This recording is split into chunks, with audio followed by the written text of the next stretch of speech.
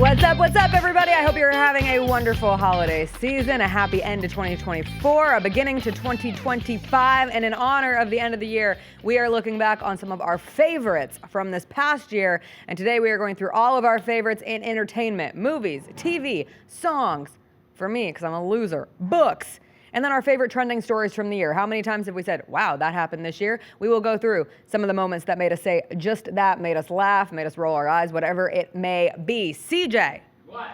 Let's start with movies. Let's do it. Our 5 favorite movies of the year. Did you pick anything other than Wicked?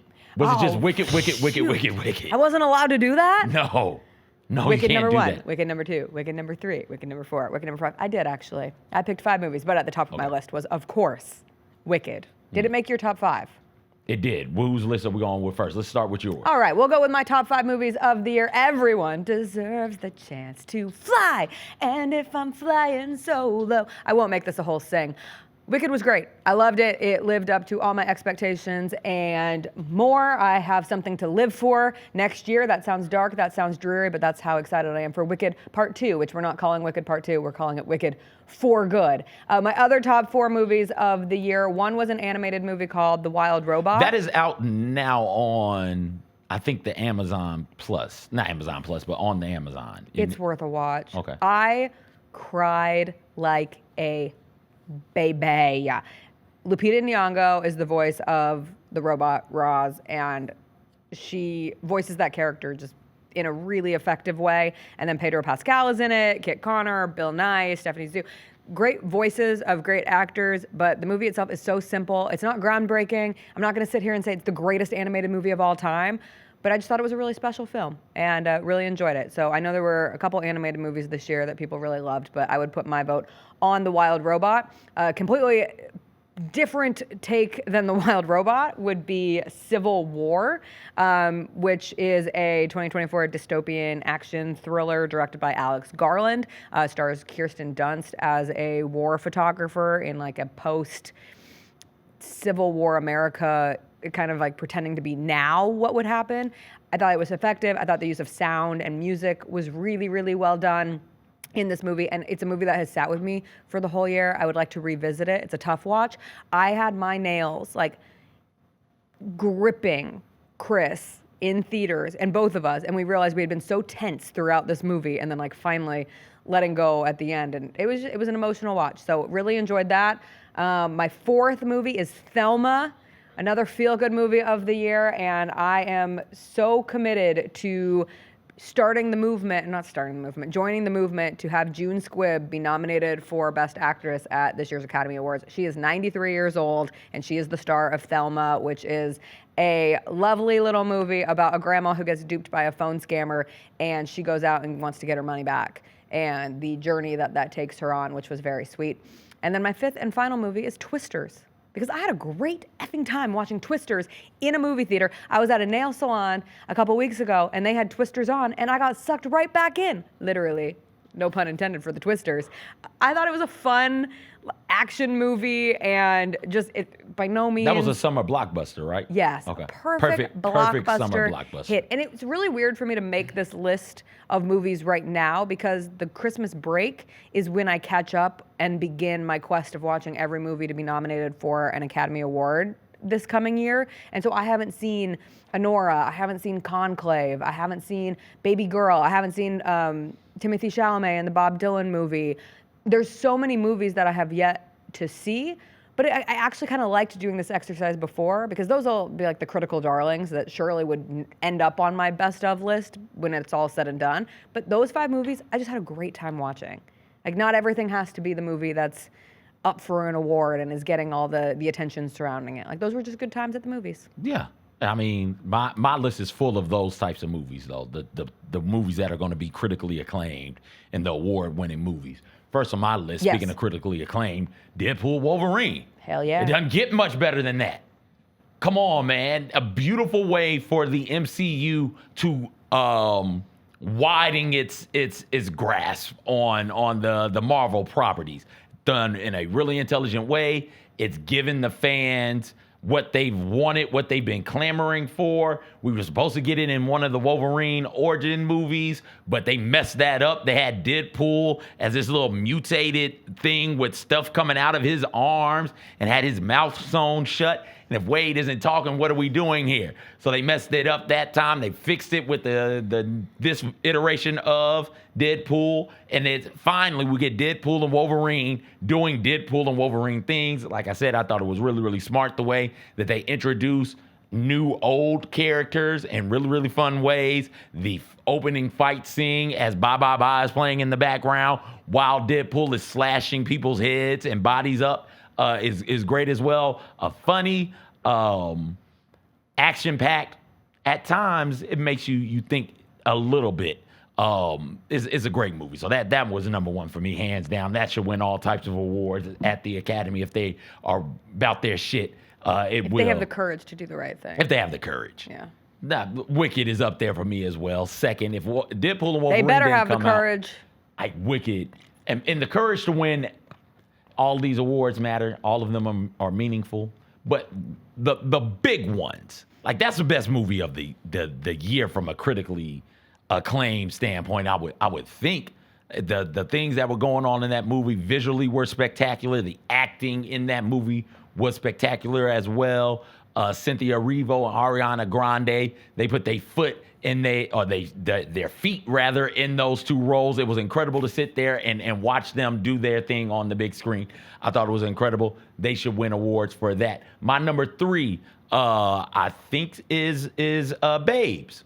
Number 3 is Babes. That one is a really, really fun, quirky little movie following a woman who finds out that she's pregnant and leans on her best friend to help get her through that process because something strange has happened to the father of the child. Inside Out 2 is number 4. So Inside Out 2, but it's number 4. It was a great time in the theaters. Learning all about anxiety, watching anxiety do the things that anxiety does, but explain in a way for like 5 and 6-year-olds to grasp the concept. There were times in that movie, we saw that one in theaters.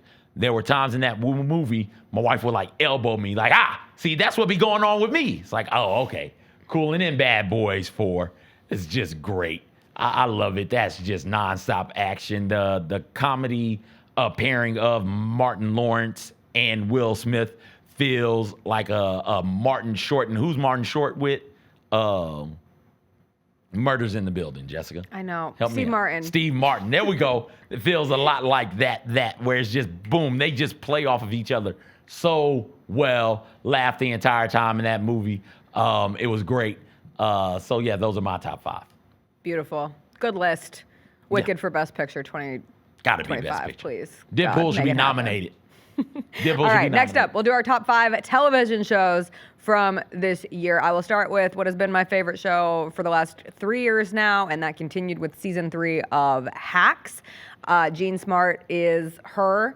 I will watch this show until the wheels fall off. But I thought season 3 did a really great job of advancing the plot. It didn't feel like just having a season for the sake of having a season.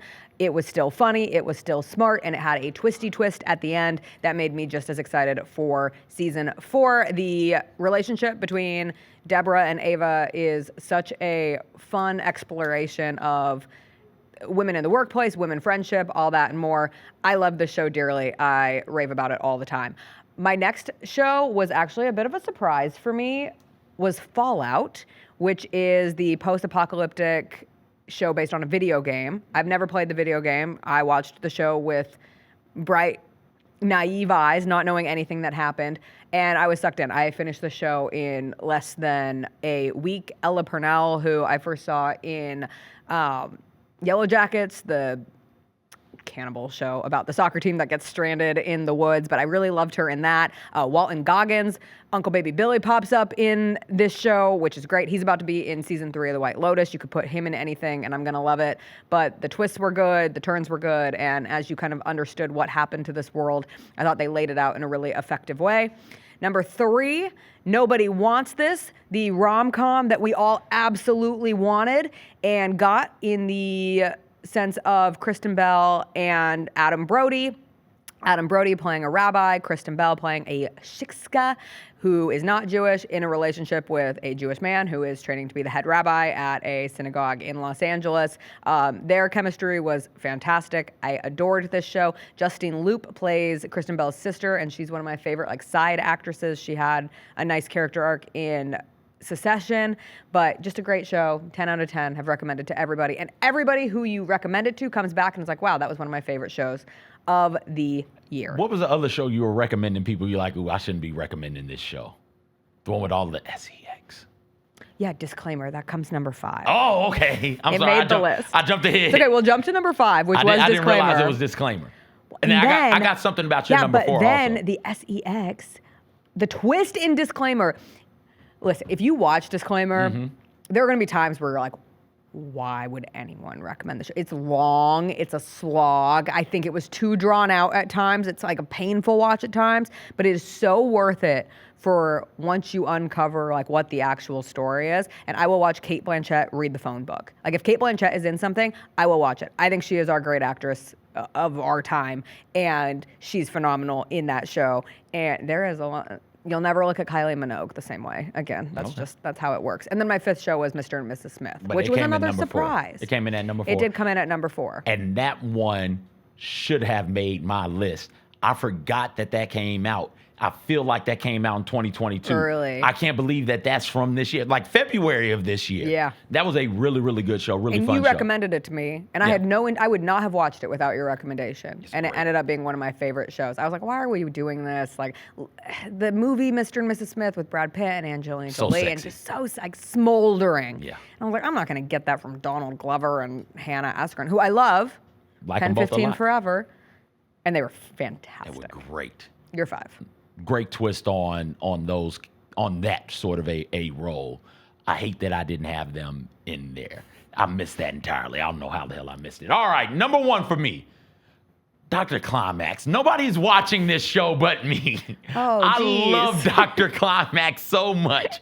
Dr. Climax follows a physician who's answering questions, biological questions about the act of having sex in a newspaper in Taiwan, I do believe. And it's the censorship that begins to happen with that newspaper, and the government gets involved. They're trying to figure out who it is that's explaining people what body parts are and why they do the things that they do in really educational ways. They're angry. They're coming to get him. There's a personal component to it as well. Please, please, please, it's on Netflix. Somebody else watch Dr. Climax so we can talk about it together. There's not near as much sex in Dr. Climax as there is in Disclaimer. Probably. And all of you watch Disclaimer. Somebody, for the love of God, watch Dr. Climax for me so we can talk about it. All right, my number 2 is a TV show that I really enjoyed watching when I watched it. As soon as Jacob throws it up on the screen, because I forgot what my number 2 is, Baby Reindeer.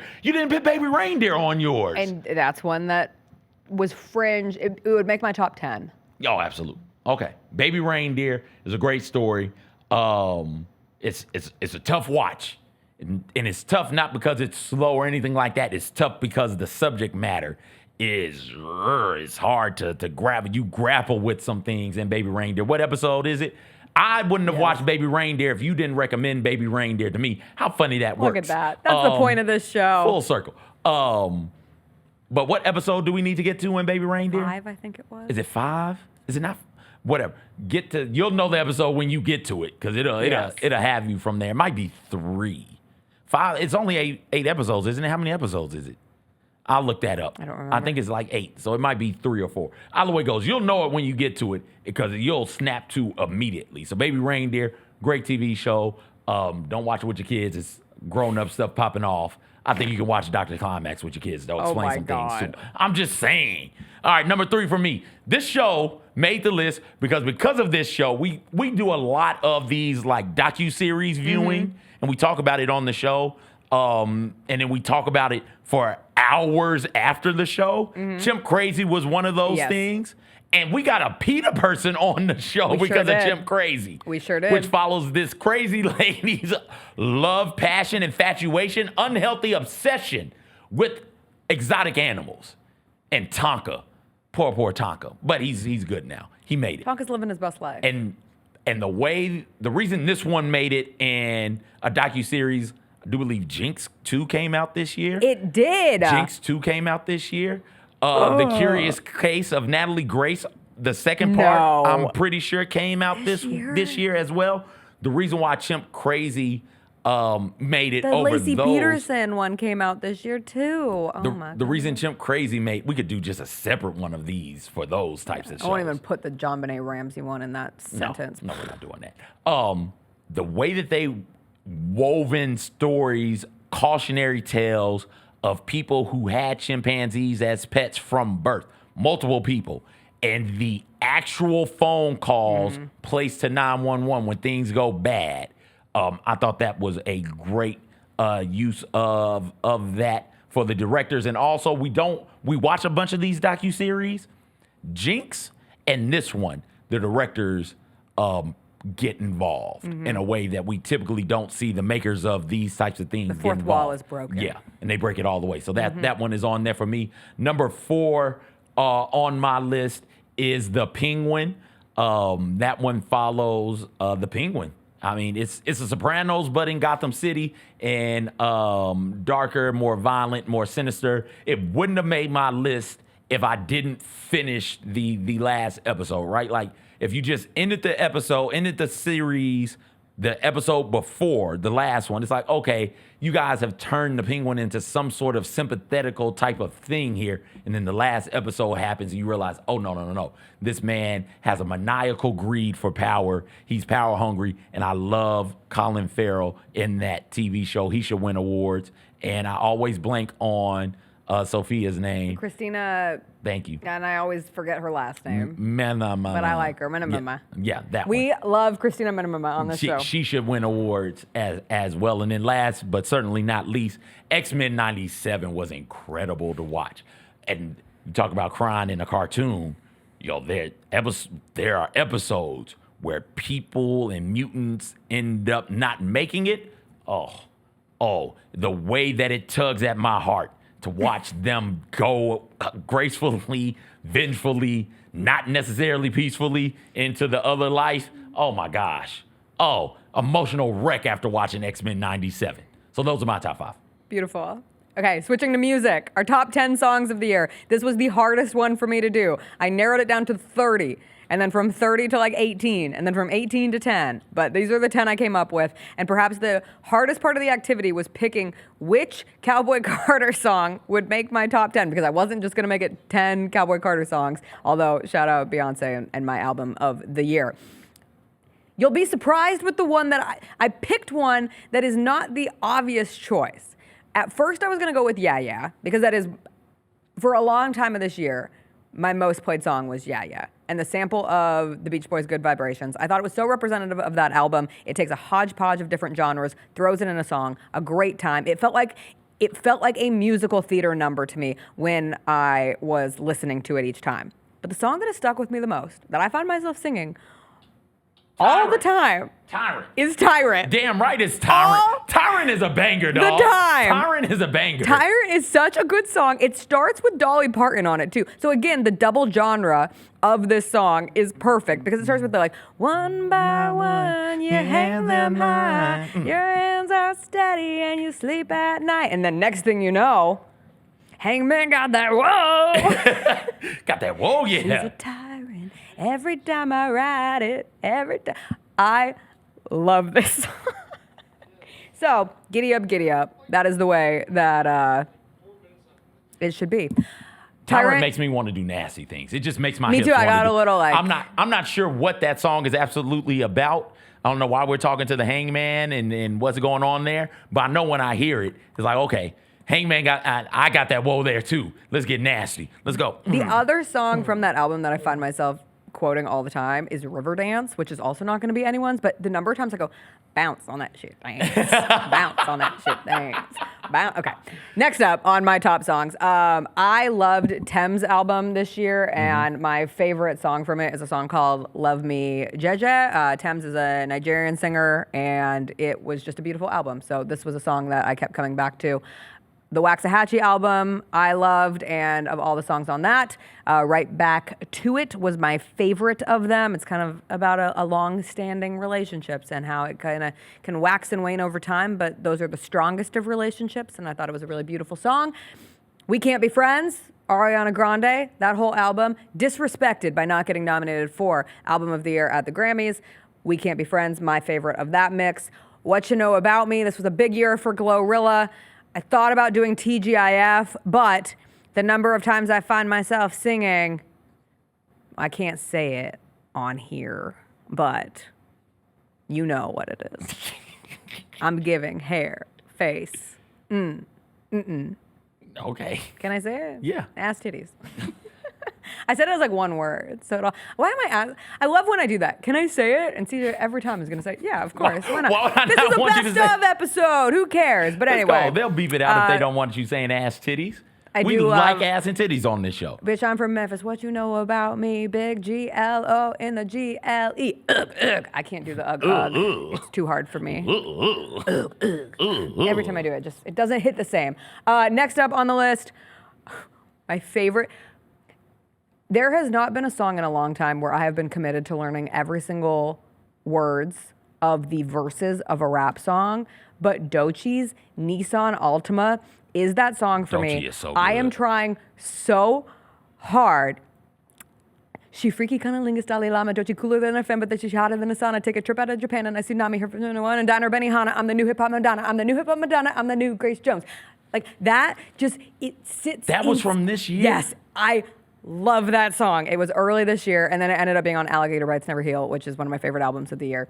That song rules. I listen to it. Chris gets so sick of me singing that song because it's like, wake up, A cup, get you sucked. And he's like, Jess, stop. Luther off Kendrick Lamar. Shout out to my husband. GNX, great album. A lot of attention going to be on the Kendrick Drake beef from the year. I love that song, Luther. I think it's a beautiful song. Samples Luther Vandross and has SZA on it as well. Continuing onward, Masquerade from the cast of Stereophonic. 99% of you never heard it. It's a banger. It's Daisy Jones and the Six come to life on a stage show. I had to pick a Chappell Roan song, Give Me Good Luck, Babe, and Great song. I really enjoyed the Maggie Rogers album that a lot of people did not care for this year, but The Kill was probably my favorite song off that album. I can't believe Good Luck Babe was this year. Yeah. Feels like it was last year. Yeah. As she's making her ascent. All right, here we go. Here's my 10 for you. Number one, Jacob, throw them up there for me because I have no clue what I sent. It would be nice if I wrote these things down. I came to this thing prepared, but whatever. Why would I even do that? Number one. I know, I didn't either. All There Glow. Glow had an incredible year. Yeah. There are 4 or 5 songs of Glorilla's. All There, the song with her and Megan Thee Stallion off the second album that she dropped this year. Yeah, Glow as well. She's had an incredible year. So number one is All There by Glorilla. Oh Well / featuring Chris Stapleton. The guitar riff in that is incredible. Childish Gambino dropped his last 2 music albums of the year off of his last solo project. One of them was a movie soundtrack, but this one is off of the solo project that dropped before that one, Atta Vista. Final Church, the last song on that one, is incredible as well. Listen to that a bunch. Olusti, JJ Gray, and Mofro, that has a tremendous guitar riff in it as well. I was not expecting to like Sabrina Carpenter as much as I like Sabrina Carpenter. But Taste, come on, man. Sabrina Carpenter's album is one of my top 3 albums of the year. I really, really enjoyed listening to that and still enjoy listening to that start to finish, tip to tail. No skips. Give me Taste, because that is so disrespectful, and I love every single piece of that. After Sabrina and Taste, I've got, what do I got, Jacob? Because I legit don't know. Bad Guy. Oh, I love Bad Guy. This is a great one. I made the list, but I don't remember what was on the list. It's 10 of these things, Jacob. I got a wife at home I got to remember things to do for. I can't remember this goofy-ass list. Bad Guy, Falling in Reverse, a great alt-rock song. Takes me back to the early to mid-2000s. Delilah, Marcus King. I found out about Marcus King this year. Love me some Marcus King. This one might be a bit unfair because Long Distance Woman came out last year, but Long Distance Woman Live came out January of this year. Chris Stone, Kingfish, Ingram, DeSoto Stand Up. He's right around the corner, South Haven, Mississippi. So I love that song. Vengeance, Cold Rain is a great rock song as well. And then the song that sort of ignited the beef, Like That, Metro Boomin, Future, Kendrick, not favorite, but one of my favorite rap hip hop songs of the year. So that's my list. I liked that album. Which one? The Metro Boomin? Yeah. It was a good album. All right. I forgot. I sent my nerdy top 5 books. Let's get the books. Let me just do them real quick. These were my top 5 reads. And the reason I ended up sending these was because right before we taped the show, I finished a book that is not just one of my favorite reads of the year, is one of my favorite books of all time. And I don't think I've had the response to, I'm going to go back and read that book again to something since the Harry Potter books. So it is called The Passion. And it is a story of a soldier in Napoleon's army and his relationship crossing paths with a young woman who works at a casino in Venice and how their lives intertwine together and what passion is and the purpose of life. Anyway, I've never highlighted so much. I read on my phone, but you can still highlight. And I highlighted 33 passages from this book. It's only 160 pages. So guess what? If you read it and you hate it, you only wasted 160 pages of your life, as opposed to the other books on this list, which are so long, because I picked some slogs this year, but slogs in the best of ways. James is a retelling of Huckleberry Finn through the eyes of I remember you telling me Jim. about that.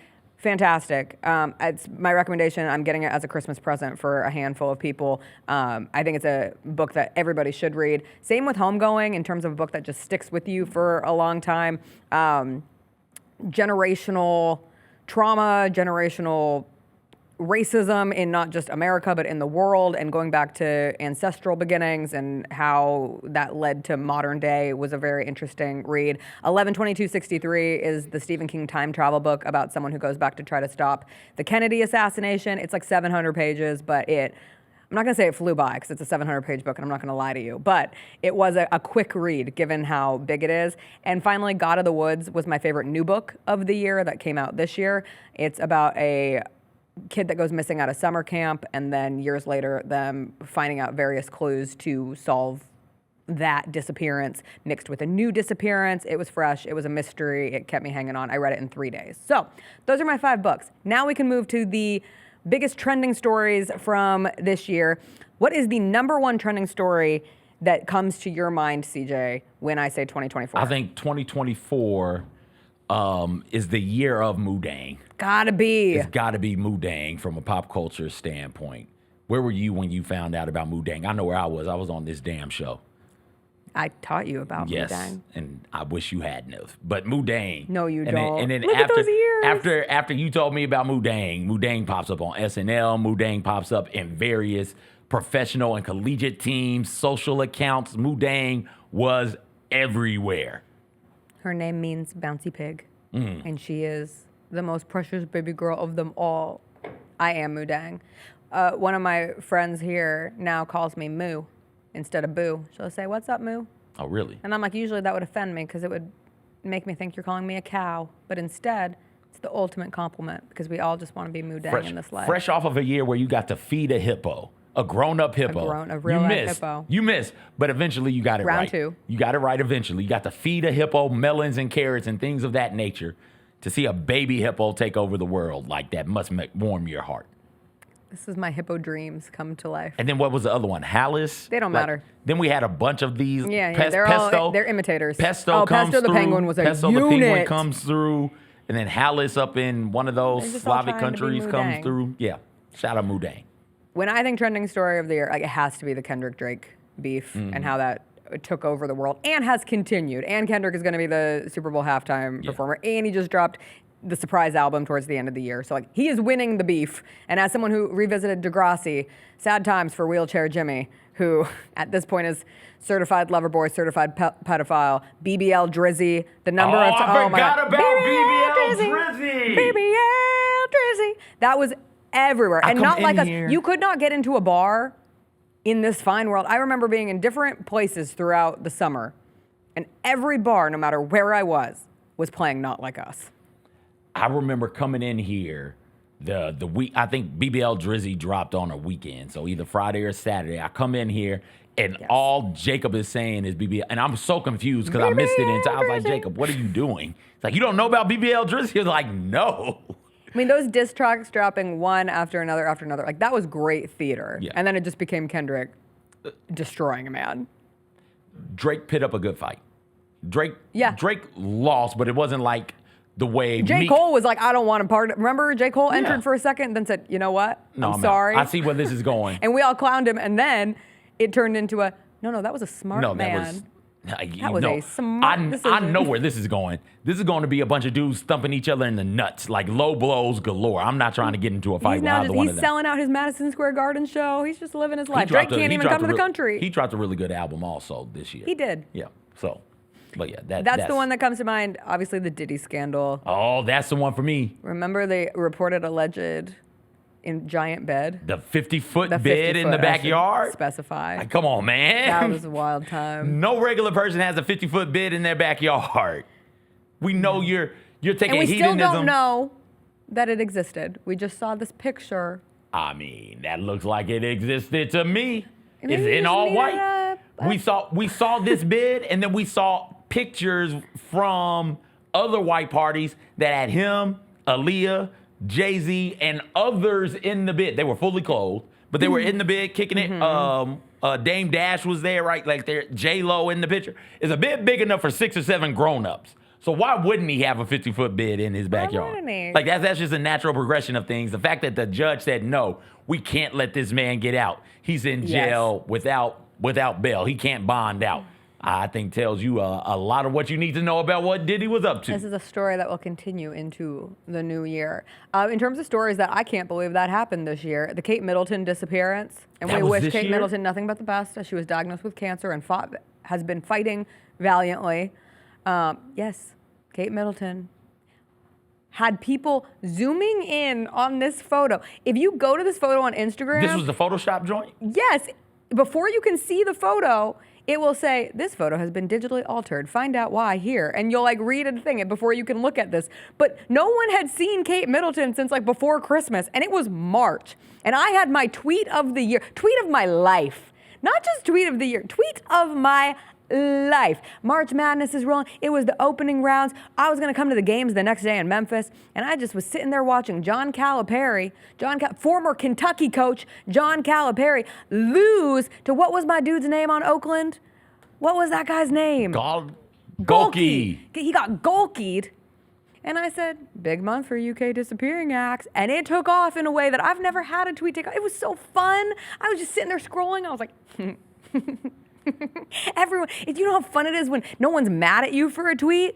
But then things took a bad turn because the next morning is when Kate Middleton came out and said she had cancer. And I'm not saying my tweet to kick a woman when she's down. I'm not saying that what my about tweet women led supporting to women? the response from the royal family. But they saw this loser in Memphis fire off an epic tweet, and they're like, this is too far. She's being compared to John Calipari, who just lost to Golke.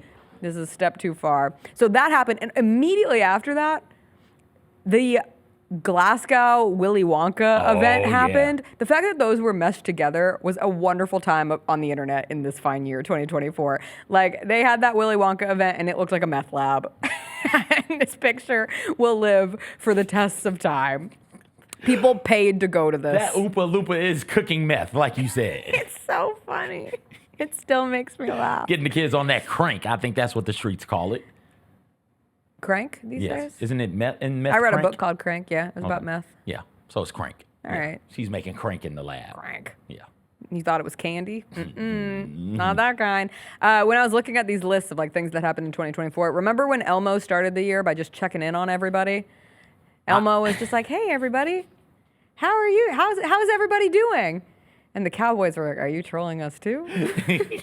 That could still be applicable today. So Elmo that's does fun. this. We all tell Elmo how he's doing, how we're doing. Elmo's like, whoa. I was like, I am so sorry for asking. My deepest apologies. But it did start childhood characters doing that sort of thing, right? Because Steve from Blue's Clues came through and checked in video-wise. And It that was was nice. fun to talk to Steve again, letting us know that he had to leave, but it wasn't because of us. It was because he had stuff to do, but he still loves us. So that's good stuff. Justin Timberlake, this is going to ruin the tour. That is a line that will stick with me for outside of the year. Effing Up the Disco and What tour? and Technicolor almost made my list. Both of those songs, my songs Yes. list. Those were really good songs. Yeah. So that means this year he did the show The at show here. the Orpheum, Which the was one pop-up of my show. favorite activities that I did this year. And you shouldn't have been there. No, Yeah. sorry. You snuck in. That was good stuff. Too bad. The Risa Tisa, Who the F Did I Marry TikTok thing where she Oh, told that like a was this 70-parter. year? That was this year. Ryan Gosling performing I'm Just Ken at the Oscars was a beautiful moment. That feels like a carryover from last year. No, but it was this year. It was this year, but February it was of this because of year. a movie of last year. But okay, I'll allow it. Everything I learned about JoJo Siwa, I learned against my will. JoJo's going JoJo through some Siwa weird turned things, 21, man. got drunk at Epcot, did this, had the dance, invented gay pop. All those things forgot happened about with gay pop. JoJo Siwa. Yeah, that was a lot. That dance is a lot. That was a lot. The obsession with Gypsy Road Blanchard, who got released from prison in December of 2023, but then all of her out of prison like events, like baby's first trip to the doctor after prison. But she also left her husband for her ex, which was a fascinating ordeal. And I think she's pregnant. I don't know. I don't follow that life, but people were really into that one. J-Lo and Ben Affleck broke up again. The only time they were married, got divorced. Yeah. The Four Seasons Orlando baby, who will have more money than I will ever have. Just a hand in the air, living his best life. I don't recall Oh, that that was at a all. big moment. Okay. He was at the Four Seasons in Orlando, Okay. and he's a baby. Okay. And then last but not least for me was the Wicked press tour and holding space for the lyrics of Defying Gravity. But the press tour in its totality just being one giant emotional trauma bonding moment for Cynthia Erivo and Ariana Grande. I will say, one, I adore them both. So this is said in full love because they cried in every single interview. But you know what? Good for them. It was an emotional journey. Ariana Grande has been through it. Remember the terrorist attack at one of her concerts? And then Mac Miller died. Yeah, people died at an Ariana Grande concert overseas. I forget which country it was in. But there was this video on TikTok just showing like how difficult her life was for a period of time. And now she gets her healing journey as Galenda with the G. So shout out Wicked for bringing us so much joy. Anything else that stood Just out Lieutenant to you? Dan. Remember how bad was Yes. that Milton? Hurricane Milton was, Yes. and everybody was being told to leave. And here this dopey dude is with a boat that's just in the harbor. And he's like, yeah, no, I'm not going anywhere. I'm just going to stay here in my boat. Yeah. And people were trying to convince him not to go, and he became a symbol of Then we found out he kind defiance. of was bad. When he refused to leave? No, when we found out he Yeah. beat up women. Yeah, I could have told Allegedly. you. I could have told you that from this, from the dude. I don't stereotype. I do because it's probably true. From the dude who's refusing to leave his boat that probably isn't licensed, sanctioned, whatever the hell you got to do with the boat as a major hurricane is coming through. Yeah, no. So yeah, that one stood out to me. The plane door coming off. Plane, was a big What a moment. year for planes. What a year for planes. Doors were coming off. The Haitians were shooting them. Remember that? Yeah. Plane ended up with bullet holes and stuff. It was a good year for planes. When I fly to Haiti, I fly Spirit. Spirit is merging, being sold, going out of business. What a like that got year. announced. Yeah. What It's a good stuff. time to be alive. And now, we'll see you all in 2025. That rhymed. Gotta end it there. Bye. Thanks for joining us.